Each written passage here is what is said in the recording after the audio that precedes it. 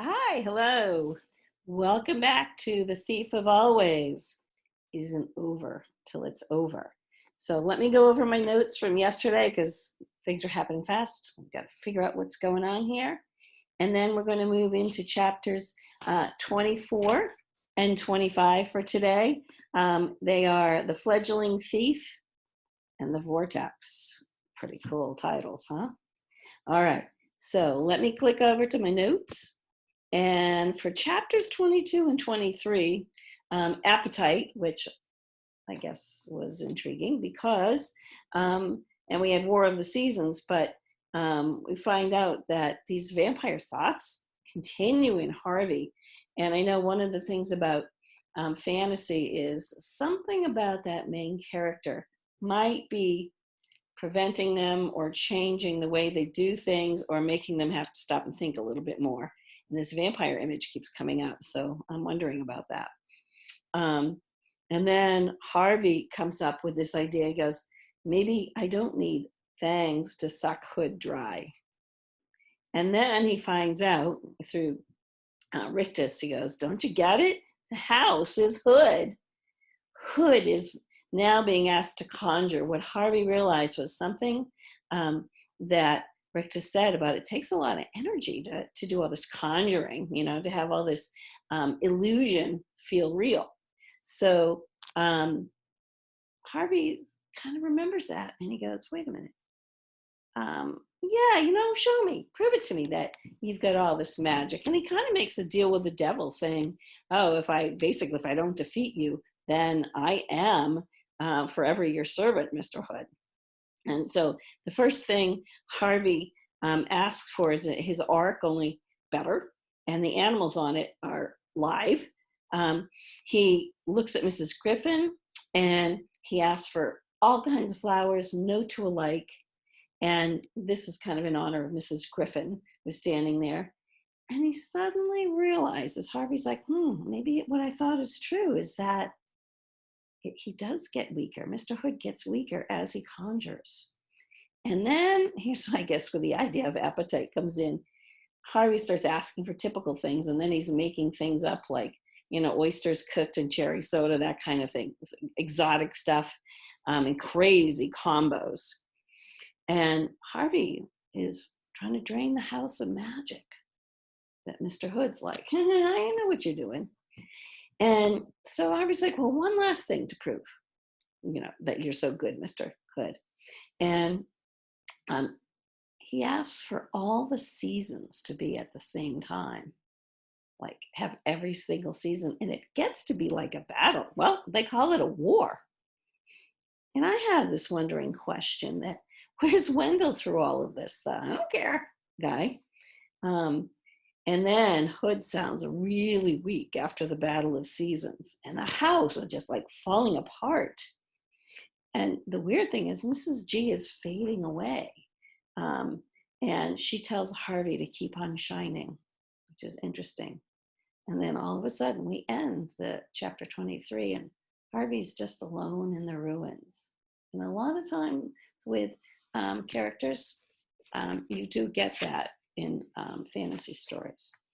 But I love this picture, it's wild. A fledgling thief. And it's chapters 24, 10, 10, 4. So sit down and listen to this one, guys. He was not alone for long. Mrs. Griffin and Stucat had no sooner vanished from sight than Harvey heard a voice calling his name. The air was still thick with dust, and he had to look hard for the speaker. But after a little time, he found her stumbling toward him. Lulu? Who else? She said with a little laugh.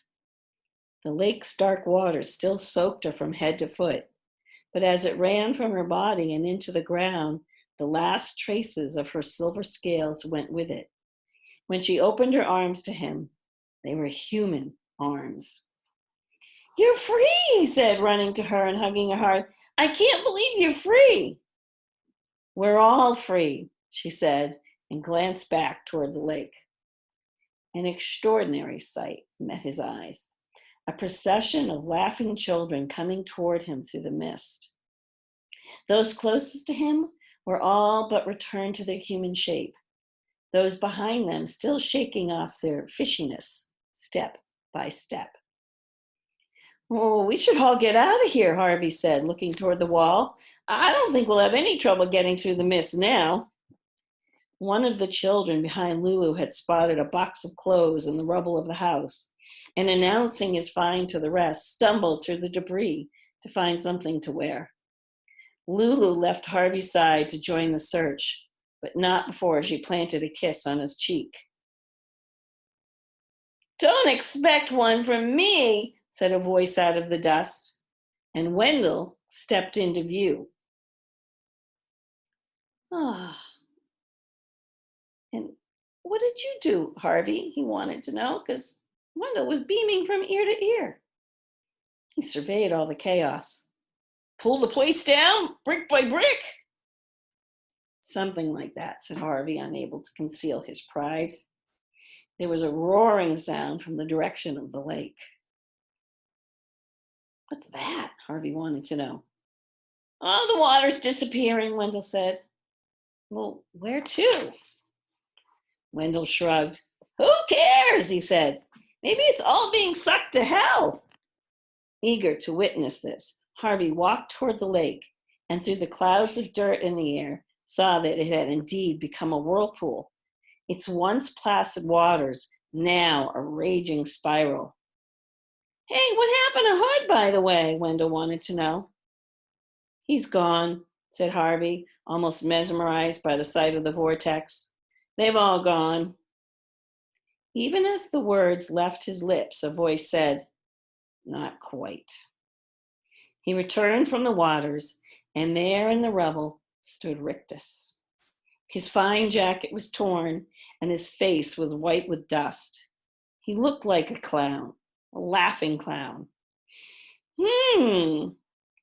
Now why would I take myself off?" he asked. "We never said goodbye."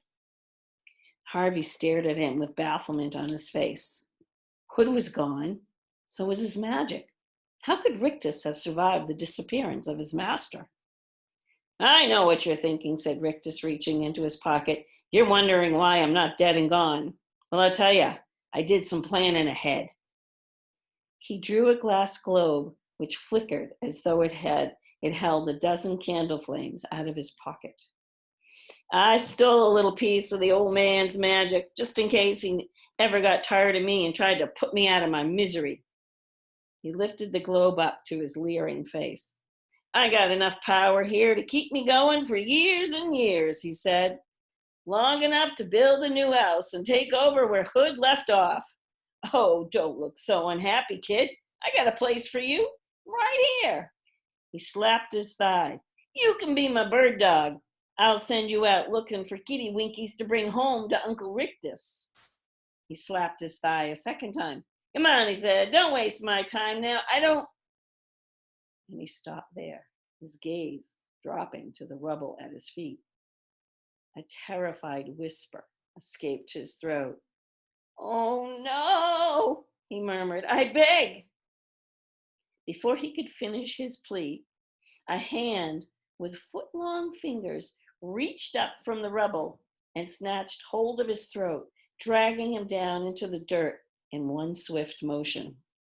"Mine," said a voice out of the ground. "Mine." It was Hood. Harvey knew. There was no other voice on earth that cut so deep. Rictus struggled in his creator's grip, digging in the debris for some weapon, but none came to hand. All he had was his skill as a persuader. "The magic's yours," he said. "I was holding on to it for you." "Liar," said the voice that rose from the debris. I swear." "Give it to me then," Hood demanded. Where shall I put it?" Rictus asked, his voice a strangled croak. Hood's hand loosened him a little, and he managed to haul himself to his knees.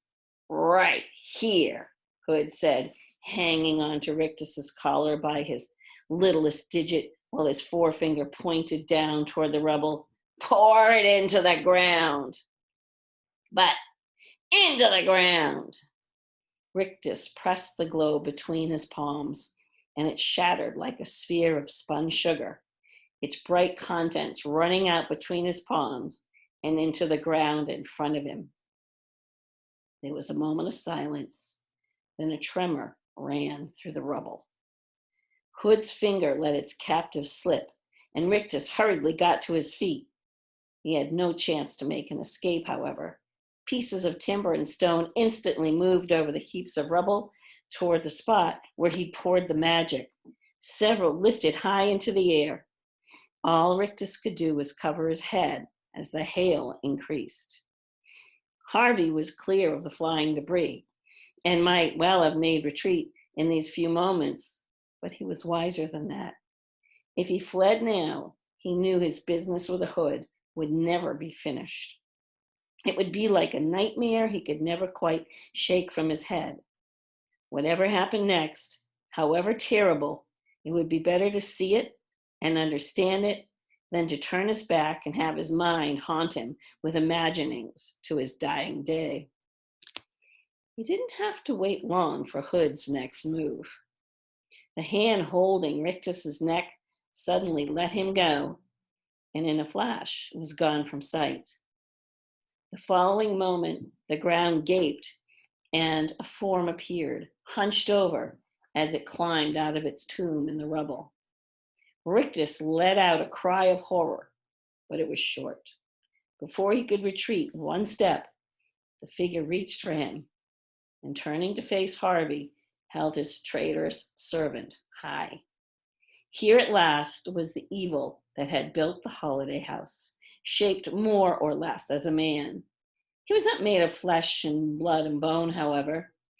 He had used the magic Rictus had unwillingly provided to create another body. In the high times of his evil, Hood had been the house. Now it was the other way around. The house, or what was left of it, had become Mr. Hood. The Vortex.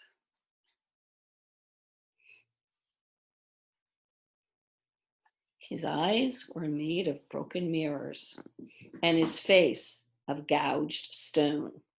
He had a mane of splinters and limbs of timber. He had shattered slates for teeth and rusty screws for fingernails, and a cloak of rotted drapes that scarcely hid the darkness of his heart from sight. "So, thief," he said, ignoring Rictus's pitiful struggles, "you see me as the man I was, or rather as a copy of that man. Is that what you expected?" "Yes," said Harvey.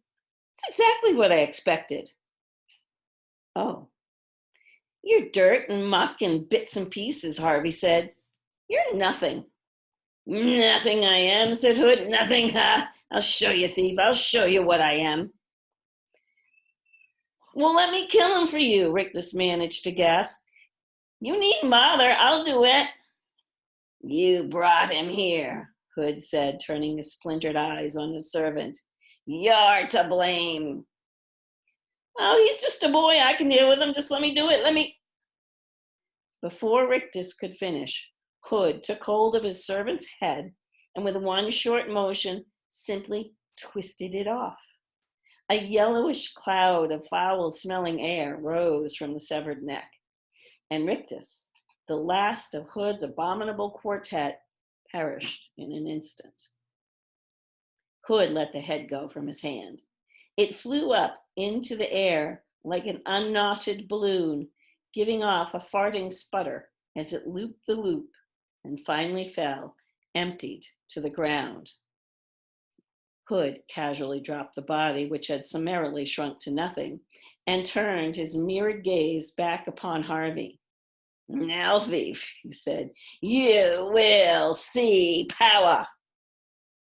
His mane of splinters stood on end as though every one of them was ready to pierce Harvey's heart.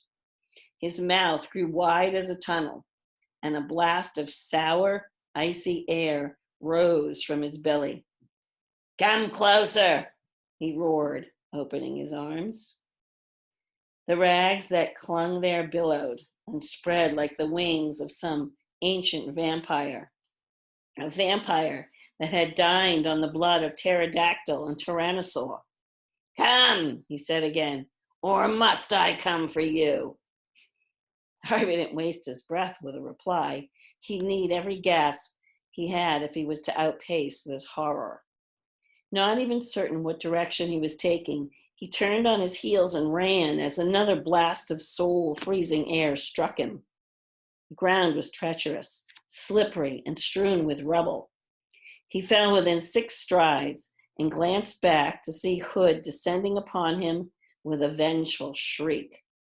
He hauled himself to his feet, Hood's rusted nails missing him by a whistling inch, and had taken 3 stumbling strides from Hood's shadow when he heard Lulu calling his name. He veered in the direction of her voice, but Hood caught the collar of his jacket. Gotcha, little thief, he roared, dragging Harvey back into his splintery embrace.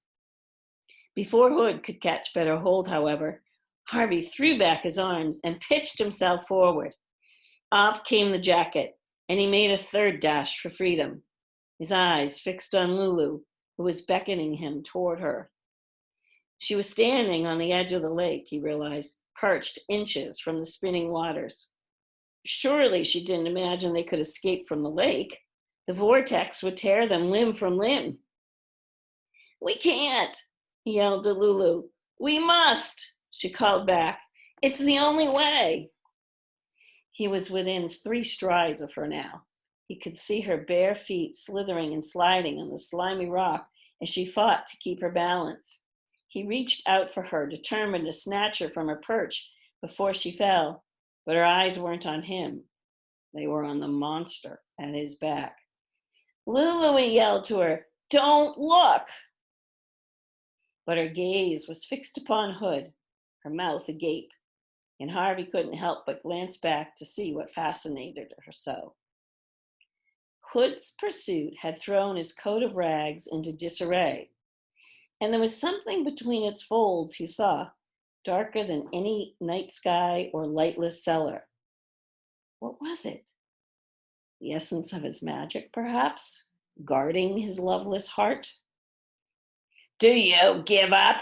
Hood said, driving Harvey back onto the rocks beside Lulu. Surely you would not choose the vortex over me. Go, Harvey murmured to Lulu, his gaze still fixed on the mystery beneath Hood's coat. He felt her hand grasp his for a moment. It's the only way, she said. Then her fingers were gone, and he was standing on the rocks alone. If you choose the flood, you will die horribly, Hood was saying. It will spin you apart. Whereas he extended an inviting hand to Harvey, stepping up onto the rock as he did so. I offer you an easy death, rocked to sleep on a bed of illusions. He made a smile, and it was the foulest sight Harvey had ever seen. Choose, he said. Out of the corner of his eye, Harvey glimpsed Lulu. She had not fled, as he'd thought. She'd simply gone to find a weapon. And she had one. A piece of timber dragged out of the rubble. It would be precious little use against Hood's enormity, Harvey knew, but he was glad not to be alone in these last moments. He looked up at Hood's face. Maybe I should sleep, he said. The Vampire King smiled. Wise little thief, he replied, opening his arms to invite the boy into his shadow. Harvey took a step over the rock toward Hood, raising his hand as he did so. His face was reflected in the shattered mirrors of the vampire's eyes. 2 thieves in one head. Sleep, said Hood. But Harvey had no intention of sleeping yet. Before Hood could stop him, he grabbed hold of the creature's coat and pulled. The scraps came away with a wet, tearing sound, and Hood let out a howl of rage as he was uncovered. There was no great enchantment at his heart. In fact, there was no heart at all. There was only a void, neither cold nor hot, living nor dead, made not of mystery, but of nothingness. The illusionist's illusion. Furious at this revelation, Hood let out another roar of rage and reached down to reclaim the rags of his coat from the thief's hands. Harvey took a quick step backward, however, avoiding the fingers by a whisker. Hood came raging after him, his soul squealing on the rock, leaving Harvey with no choice but to retreat another step until he had nowhere to go with the flood. Again, Hood snatched at the filched rags and would have both coat and thief in one fatal grasp had Lulu not run at him from behind, swinging the timber like a baseball bat. She struck the back of Hood's knee so hard her weapon shattered, the impact pitching her to the ground. The blow was not without effect, however. It threw Hood off balance, and he flailed wildly, the thunder of the vortex shaking the rock on which he and Harvey perched, and threatening to toss them both into the maelstrom. Even now, Hood was determined to claim his rags back from Harvey and conceal the void in him. "Give me my coat, thief," he howled. "It's all yours," Harvey yelled, and tossed the stolen rags toward the waters. Hood lunged after them, and as he did so, Harvey flung himself back toward solid ground. He heard Hood shriek behind him and turned to see the Vampire King, the rags in his fist, pitch head first into the frenzied waters. The maimed head surfaced a moment later, and Hood struck out for the bank. But strong as he was, the vortex was stronger. It swept him away from the rocks, drawing him toward the center, where the waters were spiraling down into the earth. In terror, he started to plead for assistance, his pitiful bargains only audible when the whirlpool carried him to the bank where Harvey and Lulu now stood. "Thief," he yelled, "help me! I'll give you the world, forever and ever." Then the ferocity of the waters began to rip at his makeshift body, tearing out his nails and rattling out his teeth, washing away his mane of splinters and shaking his limbs apart at the joints. Reduced to a living litter of flotsam and jetsam, he was drawn into the white waters at the whirlpool's heart, and shrieking with rage, went where all evil must go at last, into nothingness. On the shore, Harvey put his arms around Lulu, laughing and sobbing at the same time. "We did it," he said. "Did what?" said a voice at their backs, and they looked around to see Wendell wandering toward them, blithe as ever. Every article of clothing he'd found in the rubble was either too large or too small. "What's been going on?" he wanted to know. "What are you laughing at? What are you crying for?" He looked beyond Harvey and Lulu in time to see the last fragments of Hood's body disappear with a fading howl. "And what was that?" he demanded. Harvey wiped the tears from his cheeks and got to his feet. At last, he had a purpose for Wendell's perpetual reply. "Who cares?" he said. And that is the next to the last chapter, because today was a fledgling thief and the vortex, and it's not over till it's over. See you tomorrow. Bye-bye.